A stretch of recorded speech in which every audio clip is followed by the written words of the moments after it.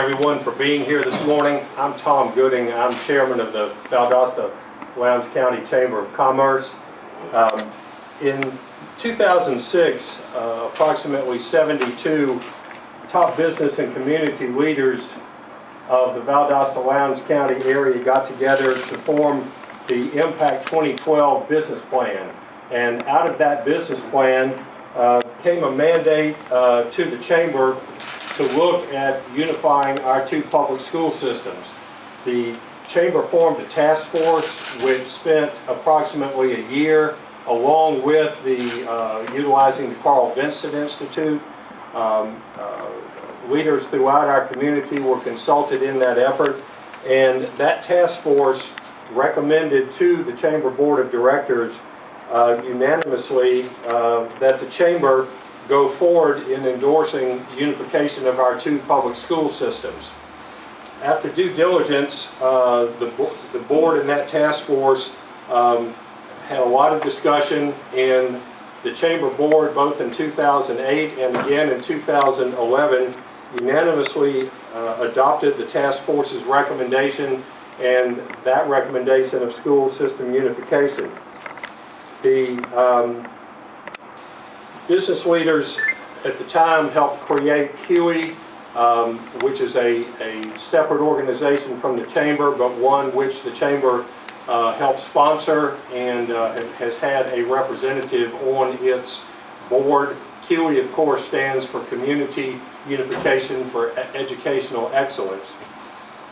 On behalf of the Chamber, its board, and all of the members of our Chamber, I'm proud of CUEE's Vote Yes campaign in bringing this question before the voters of the city of Valdosta to decide the issue of school system unification. However, we certainly respect and will get behind the voters' decision to continue with our two separate school systems. We're extremely proud of those who provided the financial support in this effort.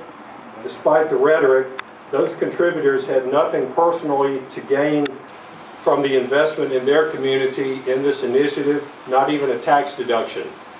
All of those contributors have a history of supporting our school systems and other major charitable and civic causes within the Valdosta community, and I'm confident that their support for both education and those other initiatives will continue.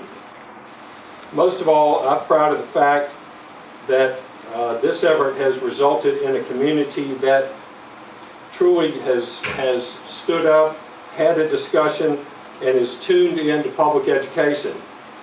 And that is clearly a commitment to educational improvement in our community. It's time for our community to put aside our differences and to come together again, just as our community did in 2006 with the Impact 2012 plan from which this initiative came.